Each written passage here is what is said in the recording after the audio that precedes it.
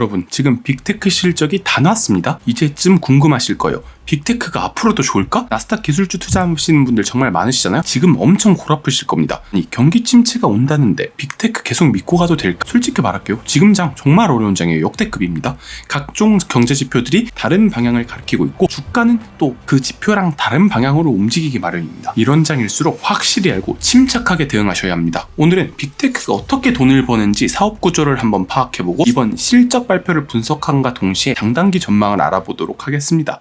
최근 있었던 FOMC 및 거시경제 종합 분석과 최근 터지는 은행 문제들에 대해서도 한번 다루도록 할게요. 오늘 아침 애플 실적 발표가 있었습니다. 엄청나죠? 갓플, 황플, 애플은 안전자산이다. 이런 말이 나오는 이유가 있었네요. 주당 순이익 같은 경우 1.52달러로 예측치인 1.43달러를 한참 넘었고 매출 같은 경우는 94.8빌리언 달러로 예측치인 92.9빌리언 달러를 상회했습니다. 애프터장에서 2몇 % 정도 상승 중이네요. 이번 애플 호실적을 이끈 두 가지 분야가 있습니다. 바로 서비스와 아이폰 부분인데요. 아이패드랑 맥 부분은 조금 실망스러운 결과를 보여줬죠.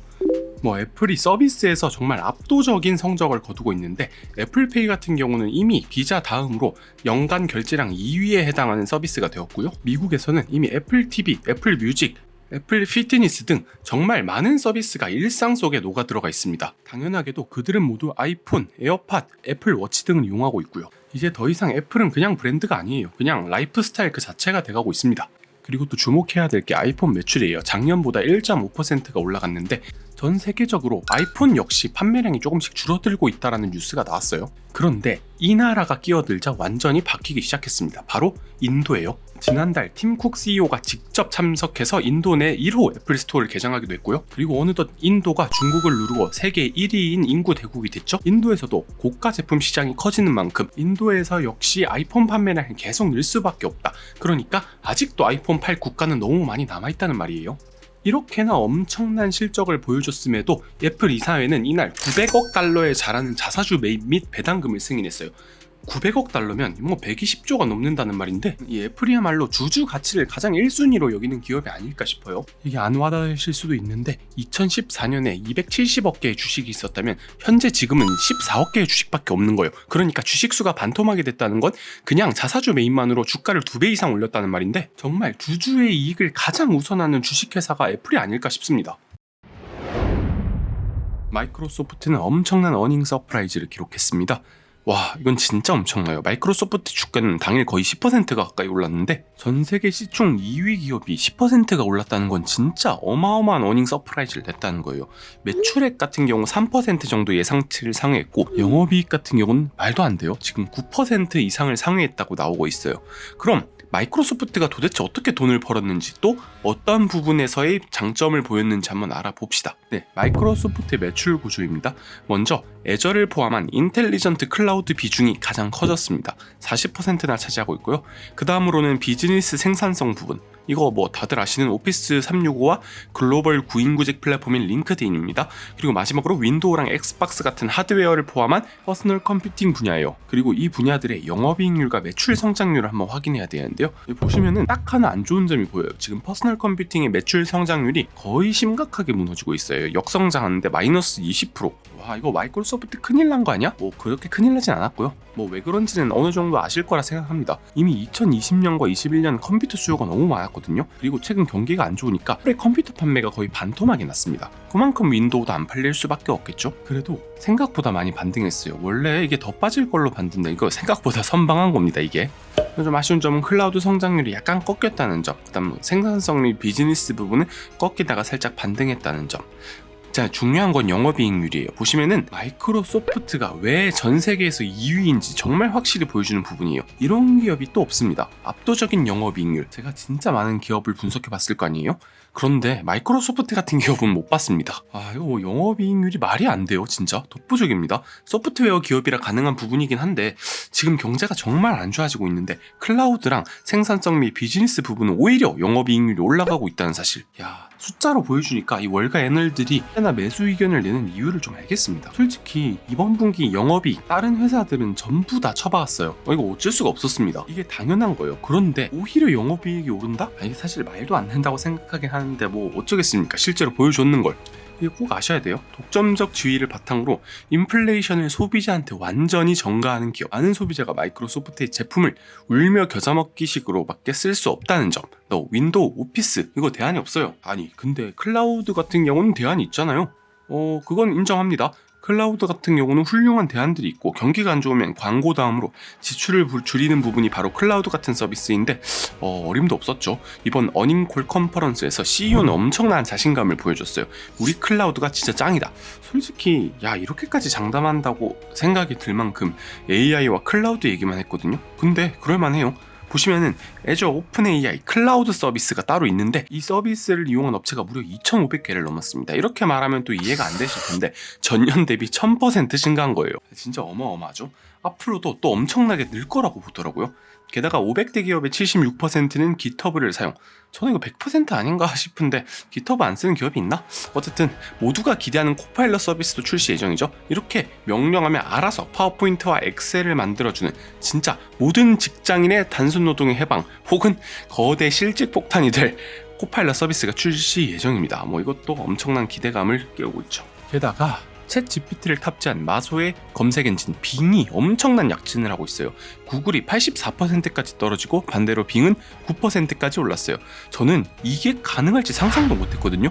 94%에 달하던 구글의 독점적인 점유율이 깨지고 지금 이강 구도로 갈 것이다라는 예측도 나오고 있습니다. 아니 이거 깨지는 걸 제 눈으로 본다는 게 정말 믿기지가 않는데 이대로라면 진짜 이변이 일어날 수도 있겠는데요. 마이크로소프트가 얼마나 좋은 실적을 냈냐면 실적 발표 날 그토록 공들이던 게임사인 액티비전 블리자드의 인수 실패 기사가 떴는데도 그걸 씹어먹고 10%가 올랐어요.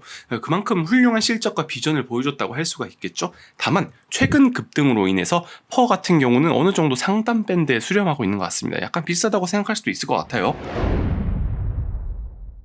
네, 아마존 역시 시장의 예상을 상회했어요. 이커머스와 AWS 모두 예상치보다 좋은 매출액을 기록했고요. 영업이익 같은 경우도 55.9% 서프라이즈가 났다. 와, 이 정도면 대박 아닌가요? 라고 생각하실 수가 있는데 이게 맞다면 진짜 주가 50%씩 올라야겠죠? 매출액에 비해 영업이익이 턱없이 작은 구조라 조금만 튀어도 수치가 많이 왜곡되니까 이 부분에 대해서는 신경 쓰지 않으셔도 될 것 같습니다. 그냥 생각보다 나쁘지 않았다 정도? 사실 진짜 눈여겨봐야 될 건 AWS 클라우드 서비스가 조금 아쉬웠다는 거예요. 이 아마존 웹 서비스 AWS가 세계 1등 클라우드인 거 다들 아시죠? 그런데 1등이다 보니까 온갖 중소기업들이 전부 다 AWS를 사용하거든요. 그러다 보니까 경기에 취약한 중소기업들은 이번부터 AWS 서비스를 줄일 수밖에 없는 거예요. 각 기업들에서는 클라우드 비용 최적화를 한다고 난리거든요.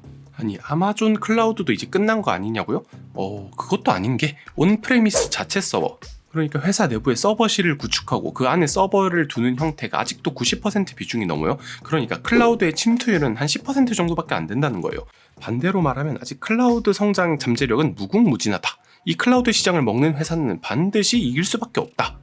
게다가 아마존은 이 클라우드를 기반으로 AI 사업도 강하게 드라이브를 걸고 있습니다.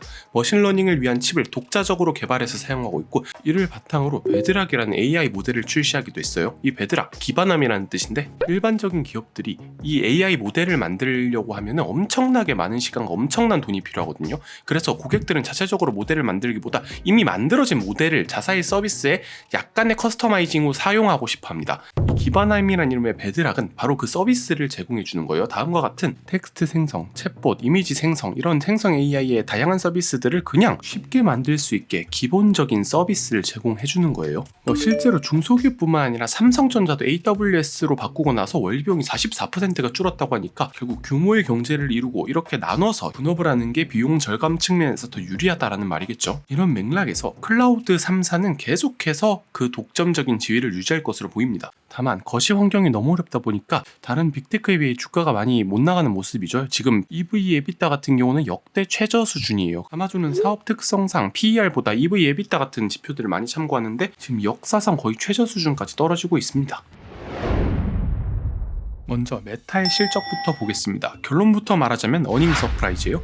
매출액은 28.6억 달러로 예상치인 27.7억 달러를 3.5% 초과했고 더 눈여겨봐야 될 점은 바로 영업이익이에요. 7.2억 달러로 예상치인 6.7억 달러를 무려 8%나 초과했습니다. 더 볼 것도 없죠. 이건 엄청난 호재예요. 덕분에 주가는 프리장서부터 10% 넘게 올랐습니다. 먼저 메타가 어떻게 돈을 버는지 보려고 하는데 솔직히 분석할 것도 없습니다. 너무 단순해요. 보시면 Familiar Webs, 그 중에서도 광고 수익이 대부분입니다. 이게 뭐냐고요? 여러분 잘 아시는 페이스북과 인스타그램이에요. 메타의 수익 구조는 이 SNS 광고, 이것만 아시면 됩니다.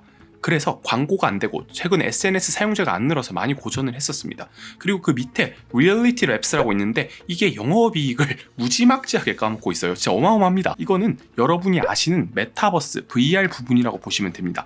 솔직히 이게 아직 수익은 나지 않는데 연구 개발비가 무지하게 나가고 있어요. 그래서 이게 거의 뭐 몇 분기째 적자를 보고 있는데 이 부분은 나중에 또 한번 언급을 하겠습니다. 여러분, 메타 주가 지금 저점 대비 거의 3배 올랐거든요. 와, 이거 미친 거 아니야 싶죠? 제가 1년 전에 PER이 거의 한 자릿수가 나오길래 이 정도면 가치주보다도 훨씬 저렴하다, 미쳤다, 혜자다 이렇게 정리해 드렸었는데 이미 버스 떠나버렸어요. 어떻게 메타가 지옥에서 살아 돌아왔는지 한번 보시겠습니다. 먼저 30억 명이 넘는 월간 활성자 수를 달성했습니다. SNS의 매출은 곧 MAU에서 나옵니다. MAU란 Monthly Active User, 그러니까 월간 활성자 수라고 보면 되는데 잠깐 주춤했었는데 결국엔 다시 올라가고 있어요. 그리고 아직 아시아나 아프리카 같은 대륙에 인스타나 페북을 접하지 않은 50억 명의 인구가 더 있다는 사실이 아직도 성장이 멈추지 않았다는 사실을 보여주고 있는 것 같습니다. 사용자당 매출을 뜻하는 ARPU 역시 마이너스에서 강하게 반등하기 시작했고 영업이익률마저 25%로 반등했습니다. 매출이 올라갔는데 마진까지 올라갔다는 건 영업이익 역시 엄청 늘었다는 말이겠죠? 이게 가능했던 이유를 알아봐야 됩니다. 먼저 메타의 조직 효율화를 꼽을 수 있을 것 같아요. 한때 메타버스에 올인한다 해서 엄청나게 투자를 했습니다. 덕분에 메타 망한다, 주가가 연일 폭락하고 CEO인 마크 저커버그는 눈이 시뻘게 져서 회의하는 모습이 잡히기도 했습니다.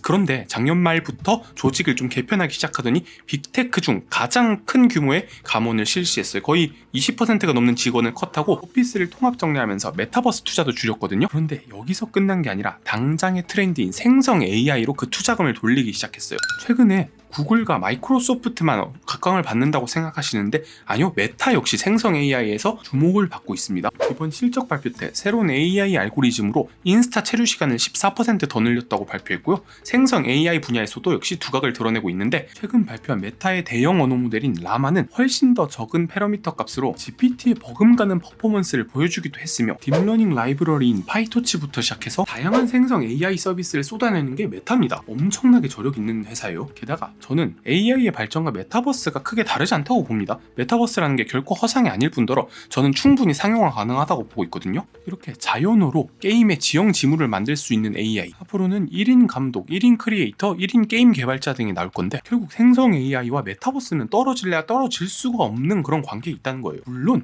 경영자의 입장에서 당장 트렌디하고 확실한 먹거리가 있는 생성 AI에 힘을 실어주는 판단 역시 저는 너무 훌륭하다고 봅니다. 결론적으로 메타버스와 생성 AI는 사실 시너지 효과를 낸다. 그리고 그 둘 모두 유리한 고지를 점한 건 메타라는 회사다. 그리고 메타에 또 호재가 있어요. 쇼폼 동영상 서비스인 릴스 참여도도 증가하고 드디어 이게 돈이 되기 시작했다는 거예요. 게다가 미국 정부도 도와주고 있어요. 지금 몇몇 주에서 틱톡 금지 법안이 속속들이 통과가 되고 있습니다. 유튜브 쇼츠와 인스타 릴스에게는 엄청난 호재죠.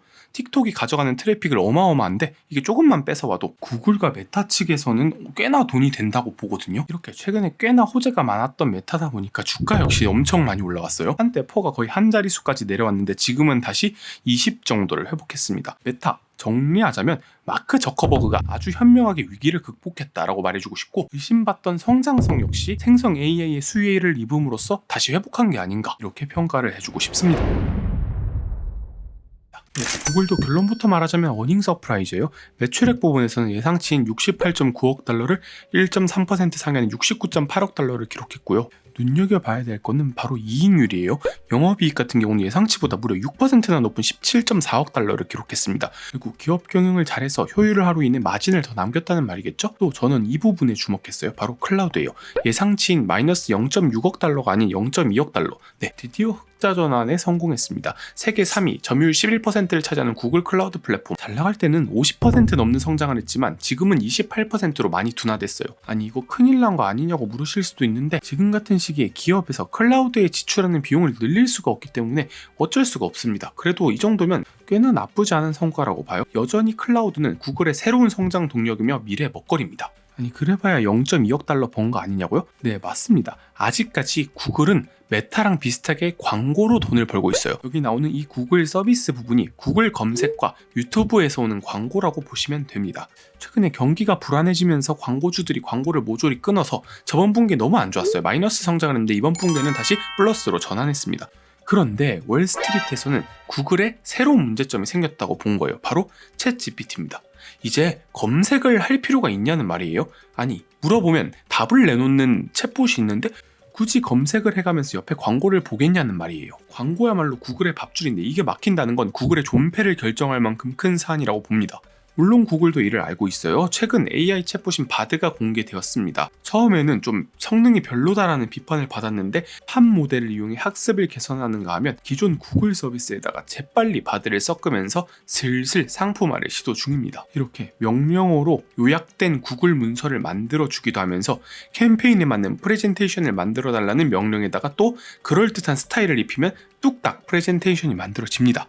스프레드시트 역시 AI를 이용해서 많은 도움을 받을 수 있는 걸로 보이고요. 사실 구글에서 워크스페이스 말고도 또 많은 서비스들을 제공하잖아요. 기존 AI 강자답게 빠르게 상품과 접목시키려고 노력하고 있는 모습은 높게 평가합니다. 다만 조금 아쉬운 점은 오픈 AI나 마이크로소프트 빙이 선점을 한 상태라는 거예요. 기술 역사상 후발주자가 선발주자를 이기기 위해서는 압도적인 성능을 보여줘야 가능한데 아직까지는 그런 퍼포먼스를 보지 못하고 있다는 점이죠. 당장 구글은 돌파구를 찾지 못한다면 시총 3위의 구글 역시 역사의 뒤안길로 다른 기업들처럼 밀려날 수 있다고도 봐요. 당연히 그들도 너무 잘 알고 있어요.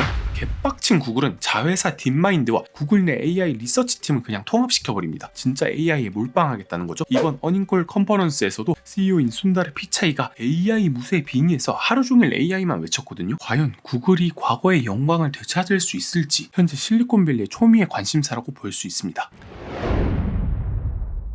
팩트셋에 따르면 오늘 아침까지 S&P 기업 중 235개가 실적을 보고 있는데 81%가 예상을 상회했습니다. 이는 10년 평균인 73%를 크게 넘었어요.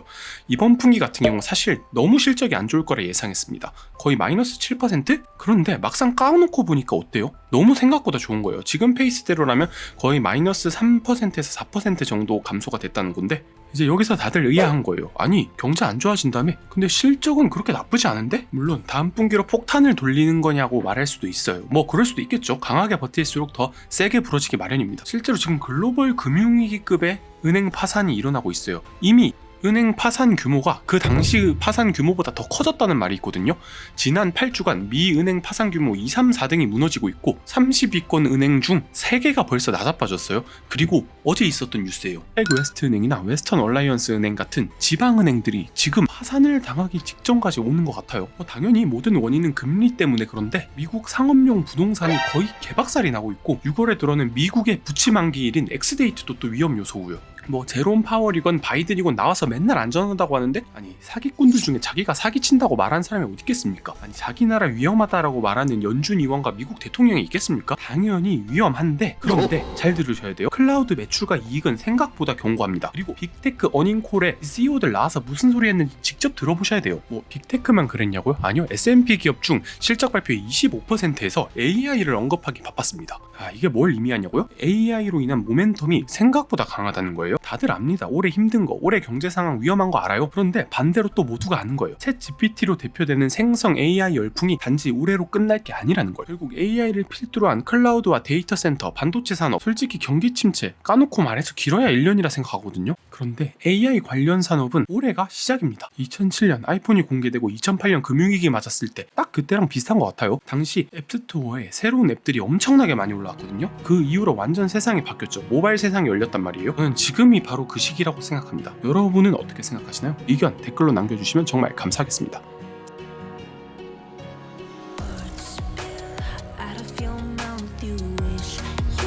someone else I'm